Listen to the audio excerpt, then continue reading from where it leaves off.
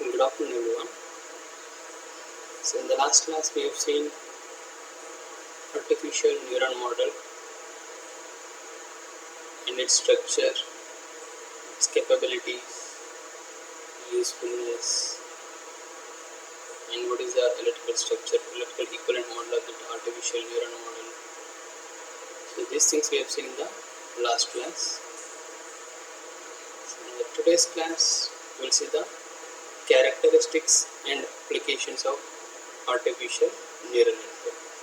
What are the characteristics and applications of the neural network? So, coming to the characteristics of artificial neural network, the ANNs are biologically inspired.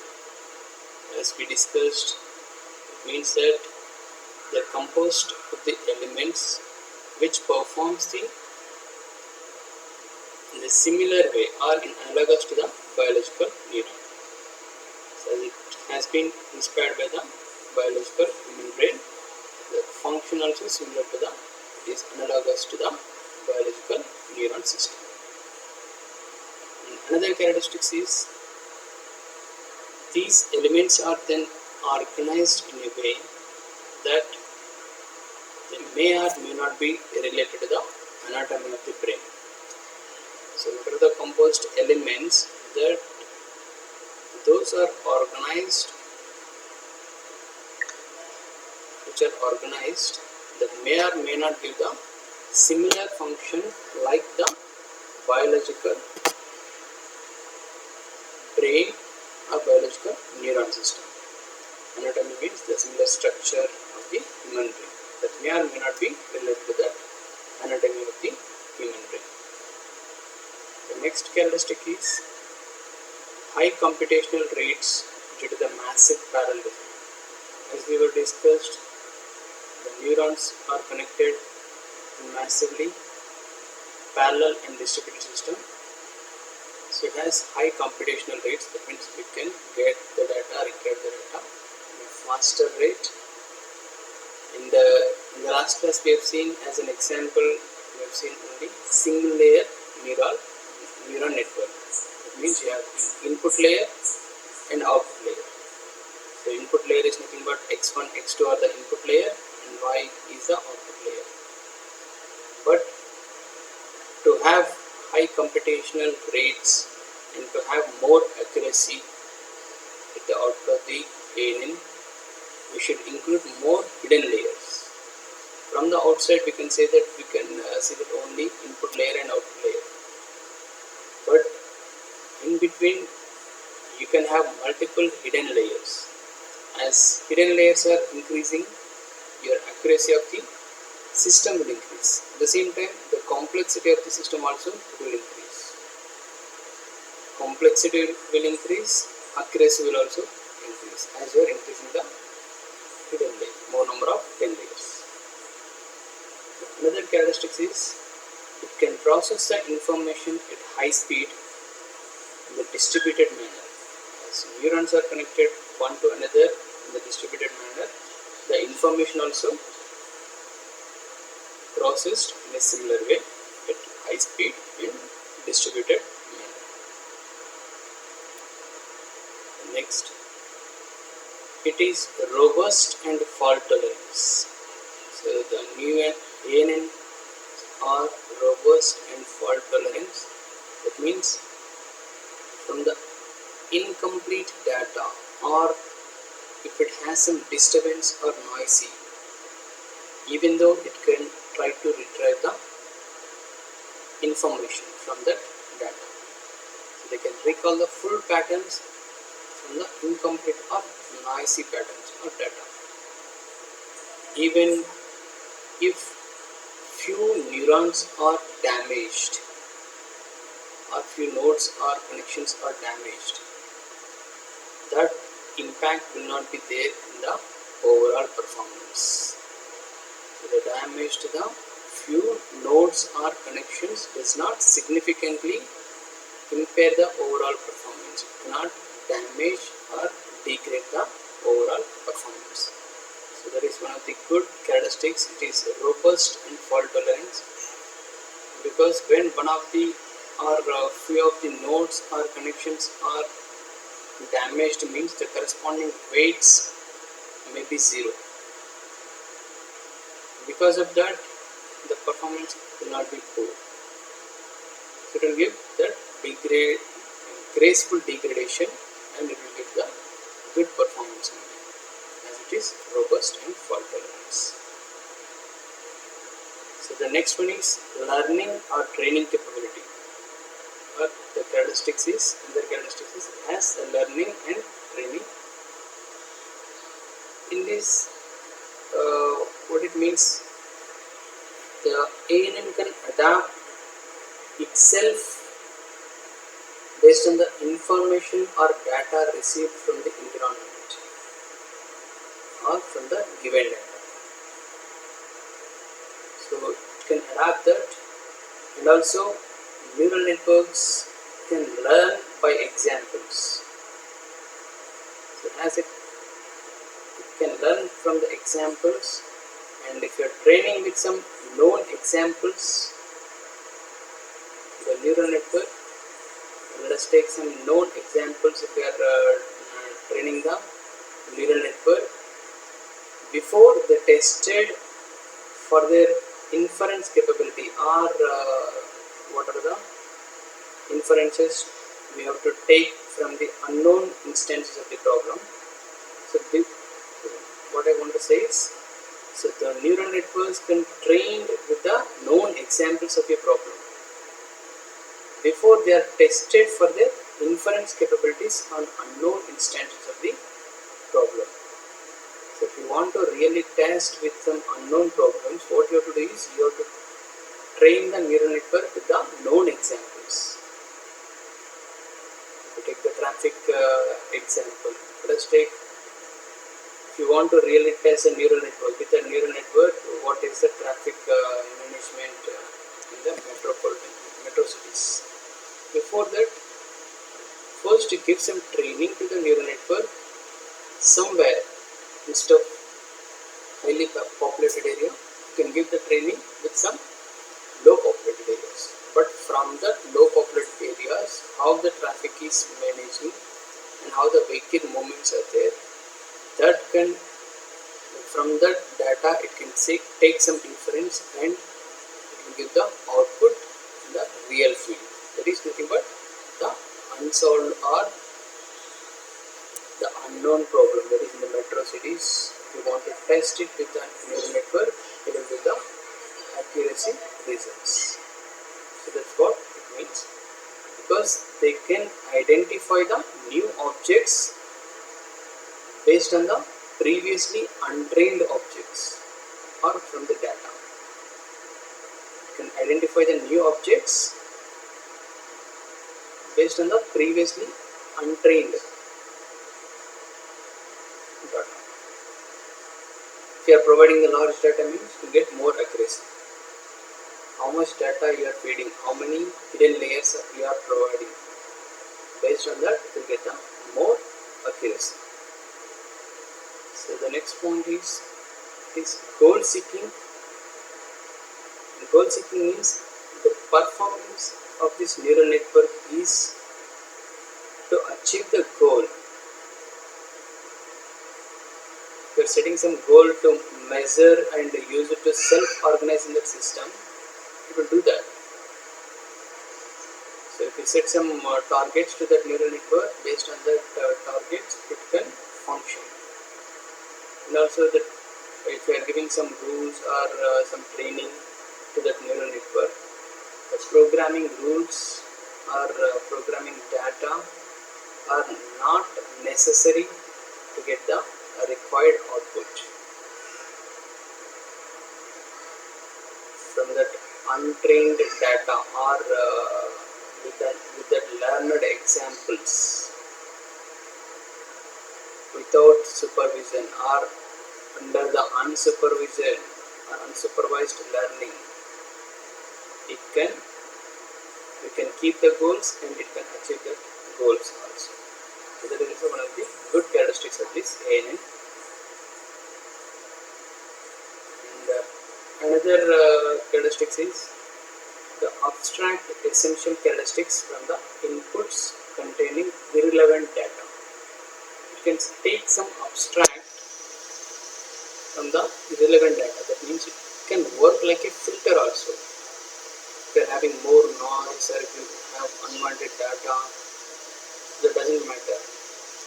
From that, you can take some essential characteristics as an abstract. You can take some essential characteristics from that irrelevant data. Work like a filter also. So that is another good quality of this ANN. Continuing the characteristics of ANN, they have the capability to generalize, and also they can predict the new outcomes from the past trends. So as it has some inference capability, it can gather, or it can based on the data, it can generalize the things or generalize the data, and also it can predict the outcomes based on the past trends. This is one of the good quality of the ANN. Because of this quality only, most of the applications are working based on this ANN. So like I told in the last sentence, based on the learned examples, it can work. That means already if you have trained the neural network with some data, based on that it can project or it can predict the new outcomes, new data. Another one is the neural networks exhibit mapping capabilities. It means they can map the input pattern to their associated output patterns. So in the architectures also you can see these things. Architecture of the neural networks there, because of these mapping capabilities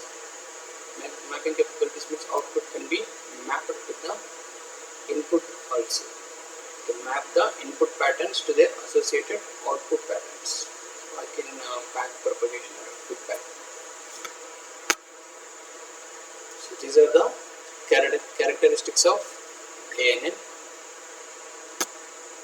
And coming to the applications of ANN, it has many applications nowadays. Wherever we can see with some intelligent machines, means that has some ANN applications based on the ANN application only. If we see in the power systems,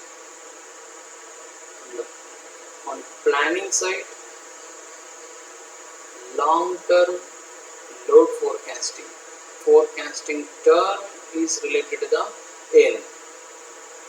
If you want to forecast something, you can use the artificial neural network. Long-term load forecasting means in the long term how the load will be there. For that, if you give the 1 year data, it can project for 5 years or 10 years. So like that, for that, based on that, we can plan the generation, transmission structures, or generation stations capacity have to be increased, how the transmission lines have to be constructed. That can be decided, because nowadays everything depends on the forecasting only. Even simple your social media networks also, Facebook, Twitter, all those things works based on the learned example, based on the search history. Learned example is nothing but search history. It will predict the future suggestions. If you are searching for something, corresponding to that search, it will give some suggestions. That means it is expecting, or it is predicting, you may like this also. Like that, it can, the network is guessing and it is projecting onto your screen. So nowadays you can get many advertisements or many suggestions, even if you are typing, if you you're clicking on one link, the similar link, you'll get many links, right? So that depends on your search history. Based on the search history, it is giving some suggestions. As you have clicked earlier, as you have searched something about this product, the other products which are related to that, it will show means based on the learned example, it is projecting or predicting the data. The next one is on the operation side, generation scheduling of the generation will be there, economic dispatch, optimal power flow. The power flow need to be optimal, voltage control, security assessment, state estimation, fault detection, fault location identification also, or what type of fault dosings, daily load forecasting. If you are giving daily load forecasting for 1 month, it will give you the projections or predictions for 1 year or 2 years. Likewise, system voltage stability assessment. All these are on the operation side. On the analysis side, power flow analysis, dynamic stability assessment, bad data detection, unwanted or noisy data detection based on the predictions, monitoring and protection. All these are the applications of the ANN in the power systems. In a similar way,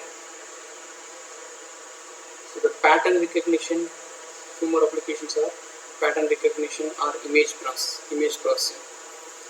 We already discussed about this pattern recognition or image processing. So it is a good progress in this pattern recognition or image processing, because here it can recognize the visual images or even the printed characters or handwritten characters, images, speech, face, patterns. So likewise, it can recognize many things. In that image also it can be processed and it can give some inference from that images or patterns or characters. So such applications are like mobiles, computer, lock or unlock, even ATMs, many such applications you can find, pattern recognition or image processing. So the next application is optimization or constraint satisfaction. So the optimization itself indicates that it needs to satisfy few constraints and we should get the optimal solution. That means by satisfying the few constraints, if you want to try for optimal solution, so in such cases this ANN is a good platform. So like if you see any scheduling activities like manufacturing scheduling, in that manufacturing scheduling means you want to manufacture some cool drink. It needs to satisfy few constraints. After satisfying those constraints, the product have to come with some minimum time and with some exact shape. All those are the optimal solutions. So the manufacturing scheduling, or we can say another example like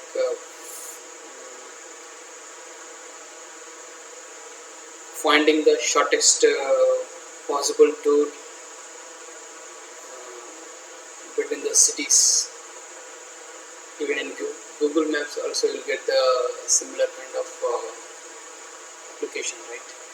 If you are searching between two cities, what is the possible way to travel from some source to destination? If you are giving source and destination, it will give you 3 to 4 paths. If you are traveling in one path, your time will be less. It will show time is less. and distance is less. In another path, time is less but distance is more. That may be highway. Another path, so distance and time both are more. So likewise, the possible 2 to 3 ways it will show. So to find out that shortest possible path between the source and destination. So likewise, like those applications, we can use this ANN. And another application is forecasting and risk management. Even risk assessment, forecasting term it comes means it's a good applications to use for forecasting and assessment, risk assessment. So neural networks have the exhibited, or it can exhibit the capability to predict the situations from the past trends, like we were discussed. So by using that capability, by what we can do is the applications like weather forecasting or meteorology. The weather forecasting, if you are providing some 2 days data how the weather is changing, based on that learned data, learned training, learned example, it can predict the weather in the future, how the weather will be there. Even stock market, which are unpredictable, but at least we can get some good inference from that trained data. Even in the banking, so all these are the different risk management and risk assessment and forecasting applications. There we can use this artificial neural network. Even in control systems also, in control systems, like control system comes, control system means even computers, chemical plant, controlling of chemical plants. All these are comes under control systems only, right? Even robots. So obviously those requires this artificial neural network, and by using this ANNs we can get the good control over that control system applications. Even renewable energy systems also, like in solar or wind, all renewables means we cannot predict that source. Solar irradiation or insulation we cannot predict. Wind speed, or when the wind is availability of the wind, that we cannot predict. But by using some applications like ANN, by using this controller, if you provide the data of 1 year or 5 years, you can predict the data for next 2 years or 5 years. Based on this, many papers also you can find. So forecasting the weather or forecasting the wind speed by using ANN or fuzzy logic, like that, or solar irradiation forecasting for the PV plants. Generally people will go for 1 or 2 year prediction only, because if they want to go for more number of years, means they have to feed them more data. That will have more complex. So for that reason, hidden layers will increase. As hidden layers are increasing, complexity will increase. But you can predict the data by using the past trends in the renewable energy systems like solar, wind, and many more applications also. So these are the characteristics and applications of artificial neural networks. Thank you.